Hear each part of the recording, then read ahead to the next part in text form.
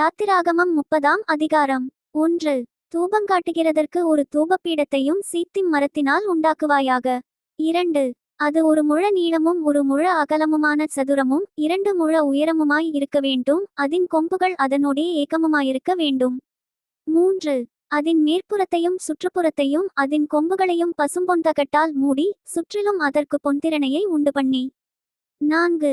அந்த திறனையின் கீழே அதன் 2 பக்கங்களிலும் அதைச் சுமக்கும் தண்டுகளின் இடங்களாகிய அதன் 2 பக்கத்து 2 மூலைகளிலும் 2 பொன் வளையங்களை உண்டாக்குவாயாக.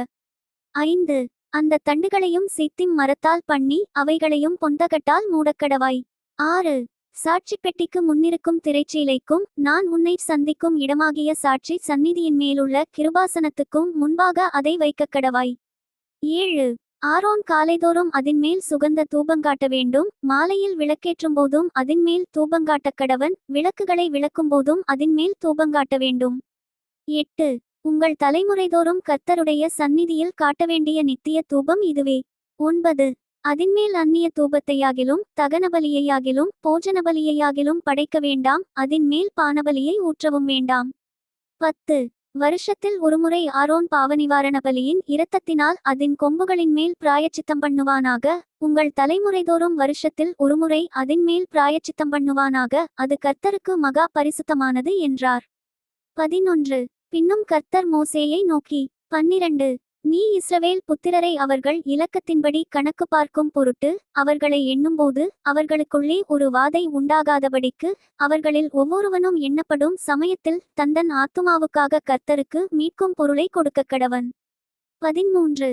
எண்ணப்படுகிறவர்களின் தொகையிலே சேருகிற ஒவ்வொருவனும் பரிசுத்த ஸ்தலத்து சேக்கல் கணக்கின்படி அரைச்சேக்கல் கொடுக்க வேண்டும். ஒரு சேக்கலுக்கு 20 கேரா. கர்த்தருக்கு செலுத்தப்படுவது அரைச்சேக்கல். 14. எண்ணப்படுகிறவர்களின் தொகையிலே சேருகிற 20 வயது முதற்கொண்டு அதற்கு மேற்பட்ட ஒவ்வொருவனும் அதை கர்த்தருக்கு செலுத்த வேண்டும். 15. உங்கள் ஆத்துமாக்களுக்காக பாவநிவிர்த்தி பண்ணும்படி நீங்கள் கர்த்தருக்கு காணிக்கை செலுத்தும்போது ஐசுவரியவான் அரைச்சேக்கலுக்கு அதிகமாய் கொடுக்கவும் வேண்டாம். தரித்திரன் அதற்கு குறைவாக கொடுக்கவும் வேண்டாம். 16.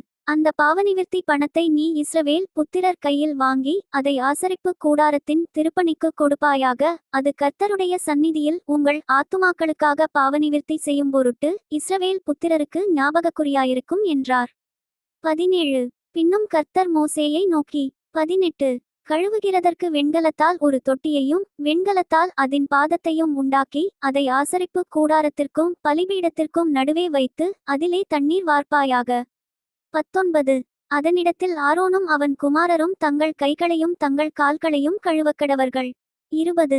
அவர்கள் ஆசரிப்பு கூடாரத்திற்குள் பிரவேசிக்கும் போதும் கர்த்தருக்கு தகனத்தை கொளுத்தவும் பலிபீடத்தினிடத்தில் ஆராதனை செய்யவும் சேரும்போதும் அவர்கள் சாகாதபடிக்கு தண்ணீரினால் தங்களை கழுவக்கடவர்கள். 21. அவர்கள் சாகாதபடிக்கு தங்கள் கைகளையும் தங்கள் கால்களையும் கழுவக்கடவர்கள். இது தலைமுறைதோறும் அவனுக்கும் அவன் சந்ததியாருக்கும் நித்திய கட்டளையாயிருக்கும் என்றார். 22. பின்னும் கர்த்தர் மோசேயை நோக்கி 23. மேன்மையான சுகந்தவர்க்கங்களாகிய சுத்தமான வெள்ளைப்போளத்தில் பரிசுத்த ஸ்தலத்தின் சேக்கலின்படி 500 சேக்கல் எடையையும் சுகந்த கருவாப்பட்டையிலே அதில் பாதியாகிய 250 சேக்கல் எடையையும் சுகந்த வசம்பில் 250 சேக்கல் எடையையும். 24. இலவங்கப்பட்டையில் 500 சேக்கல் எடையையும் ஒலிவ எண்ணெயில் ஒரு குடம் எண்ணெயையும் எடுத்து. 25. அதனால் பரிமள தைலக்காரன் செய்வது போல கூட்டப்பட்ட பரிமள தைலமாகிய சுத்தமான அபிஷேக தைலத்தை உண்டு பண்ணுவாயாக. அது பரிசுத்த அபிஷேக தைலமாயிருக்க கடவது. 26. அதனாலே ஆசரிப்பு கூடாரத்தையும் சாட்சி பெட்டியையும். 27. மேஜையையும் அதன் பணிமுட்டுகள் எல்லாவற்றையும் குத்துவிளக்கையும் அதன் கருவிகளையும் தூபப்பீடத்தையும். 28. தகன பலிபீடத்தையும் அதன் பணிமுட்டுகள் எல்லாவற்றையும் தொட்டியையும் அதன் பாதத்தையும் அபிஷேகம் பண்ணி. 29. அவைகள் மகா பரிசுத்தமாயிருக்கும்படிக்கு அவைகளை பரிசுத்தப்படுத்துவாயாக. அவைகளை தொடுகிறதெல்லாம் பரிசுத்தமாயிருக்கும். 30. ஆரோனும் அவன் குமாரரும் எனக்கு ஆசாரிய ஊழியம் செய்யும்படிக்கு நீ அவர்களை அபிஷேகம் பண்ணி அவர்களை பரிசுத்தப்படுத்துவாயாக. 31. இஸ்ரவேல் புத்திரரோடே நீ பேசிச் சொல்ல வேண்டியதாவது உங்கள் தலைமுறைதோறும் இது எனக்குரிய பரிசுத்த அபிஷேக தைலமாயிருக்க வேண்டும். 32. இது மனிதருடைய சரீரத்தின் மேல் வார்க்கப்படலாகாது. இது செய்யப்பட்ட முறையின்படி அவர்கள் வேறொரு தைலத்தை செய்யவும் கூடாது. இது பரிசுத்தமானது, இது உங்களுக்கு பரிசுத்தமாயிருப்பதாக. 33 இந்த முறையின்படியே தைலங்கூட்டுகிறவனும் அதில் எடுத்து அந்நியன் மேல் வார்க்கிறவனும் தன் ஜனத்தில் இராதபடிக்கு அறுப்புண்டு போகக் கடவன் என்று சொல் என்றார். 34 பின்னும் கர்த்தர் மோசேயை நோக்கி, சுத்த வெள்ளைப்போளமும் குங்கிலியமும் அல்பான் பிசினுமாகிய கந்தவர்க்கங்களையும் சுத்தமான சாம்பிராணியையும் நீ சமநிரையாக எடுத்து 35 தைலக்காரன் செய்கிறது போல அதற்கு பரிமளமேற்றி துப்புரவான பரிசுத்த தூபவர்க்கமாக்கி 36 அதில் கொஞ்சம் எடுத்து பொடியாக இடித்து நான் உன்னை சந்திக்கும் ஆசரிப்பு கூடாரத்திலிருக்கும் சாட்சி சந்நிதியில் வைப்பாயாக, அது உங்களுக்கு மகா பரிசுத்தமாயிருக்க கடவது. 37 இந்த தூபவர்க்கத்தை நீ செய்ய வேண்டிய முறையின்படி உங்களுக்காகச் செய்து கொள்ளலாகாது, இது கர்த்தருக்கென்று உனக்கு பரிசுத்தமாயிருப்பதாக. 38 இதற்கு ஒப்பானதை முகருகிறதற்காகச் செய்கிறவன் தன் ஜனத்தில் இராதபடி அறுப்புண்டு போகக் கடவன் என்றார். யாத்திராகமம் 31ஆம் அதிகாரம் 1 பின்னும் கர்த்தர் மோசேயை நோக்கி, 2 நான் யூதாவின் கோத்திரத்தில் ஊருடைய மகனான ஊரியின் குமாரன் பெசலெயேலை பேர் சொல்லி அழைத்து 3 வினோதமான வேலைகளை அவன் யோசித்துச் செய்கிறதற்கும் பொன்னிலும் வெள்ளியிலும் வெண்கலத்திலும் வேலை செய்கிறதற்கும் 4 இரத்தினங்களை முத்திரை வெட்டாக வெட்டி பதிக்கிறதற்கும் மரத்தில் சித்திரவேலைகளைச் செய்கிறதற்கும் 5 மற்றும் சகலவித வேலைகளையும் யூகித்துச் செய்கிறதற்கும் வேண்டிய ஞானமும் புத்தியும் அறிவும் அவனுக்கு உண்டாக அவனை தேவாவியினால் நிரப்பினேன். 6 மேலும் தான் கோத்திரத்திலுள்ள அகிசாமாகின் குமாரனாகிய அகோலியாபையும் அவனோடே துணையாக கூட்டினதுமன்றி ஞான இருதயமுள்ள யாவருடைய இருதயத்திலும் ஞானத்தை அருளினேன். நான் உனக்கு கட்டளையிட்ட யாவையும் அவர்கள் செய்வார்கள். 7 ஆசரிப்பு கூடாரத்தையும் சாட்சிப்பெட்டியையும் அதின்மேலுள்ள கிருபாசனத்தையும் கூடாரத்திலுள்ள சகல பணிமுட்டுகளையும் 8 மேஜையையும் அதின் பணிமுட்டுகளையும் சுத்தமான குத்துவிளக்கையும் அதின் சகல கருவிகளையும் தூபப்பீடத்தையும் 9 தகனபலிபீடத்தையும் அதின் சகல பணிமுட்டுகளையும் தொட்டியையும் அதின் பாதத்தையும் 10 ஆராதனை வஸ்திரங்களையும் ஆசாரிய ஊழியம் செய்வதற்கான ஆசாரியனாகிய ஆரோனின் பரிசுத்த வஸ்திரங்களையும் அவன் குமாரரின் வஸ்திரங்களையும் 11 அபிஷேக தைலத்தையும் பரிசுத்த ஸ்தலத்துக்கு சுகந்தவர்க்கங்களாகிய தூபவர்க்கத்தையும் நான் உனக்கு கட்டளையிட்டபடியே அவர்கள் செய்ய வேண்டும் என்றார். 12 மேலும் கர்த்தர் மோசேயினிடத்தில் 13 நீ இஸ்ரவேல் புத்திரரை நோக்கி, நீங்கள் என் ஓய்வு நாட்களை ஆசரிக்க வேண்டும், உங்களை பரிசுத்தப்படுத்துகிற கர்த்தர் நான் என்பதை நீங்கள் அறியும்படி இது உங்கள் தலைமுறைதோறும் எனக்கும் உங்களுக்கும் அடையாளமாயிருக்கும். 14 ஆகையால் ஓய்வு நாளை ஆசரிப்பீர்களாக, அது உங்களுக்கு பரிசுத்தமானது. அதை பரிசுத்த குலைச்சலாக்குகிறவன் கொலையுண்ணக்கடவன். அதிலே வேலை செய்கிற எந்த ஆத்துமாவும் தன் ஜனத்தின் நடுவில் இராதபடிக்கு அறுப்புண்டு போவான். 15 6 நாளும் வேலை செய்யலாம், 7ஆம் நாளோ வேலை ஒழிந்திருக்கும் ஓய்வு நாள், அது கர்த்தருக்கு பரிசுத்தமானது. ஓய்வு நாளில் வேலை செய்கிறவன் எவனும் கொலை செய்யப்பட வேண்டும். 16 ஆகையால் இஸ்ரவேல் புத்திரர் தங்கள் தலைமுறைதோறும் ஓய்வு நாளை நித்திய உடன்படிக்கையாக ஆசரிக்கும்படி அதை கைக்கொள்ளக்கடவர்கள். 17 அது என்றைக்கும் எனக்கும் இஸ்ரவேல் புத்திரருக்கும் அடையாளமாயிருக்கும். 6 நாளைக்குள்ளே கர்த்தர் வானத்தையும் பூமியையும் உண்டாக்கி 7ஆம் நாளிலே ஓய்ந்திருந்து பூரித்தார் என்றார்.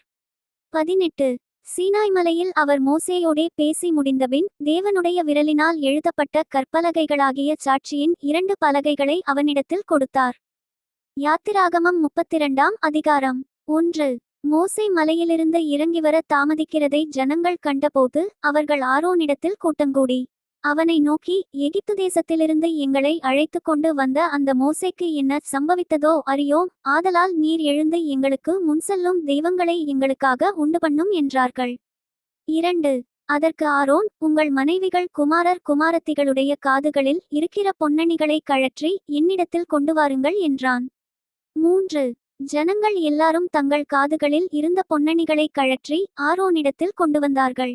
4 அவர்கள் கையிலிருந்து அவன் அந்த பொன்னை வாங்கி சிற்பக்கருவியினால் கருப்பிடித்து ஒரு கன்றுக்குட்டியை வார்ப்பித்தான்.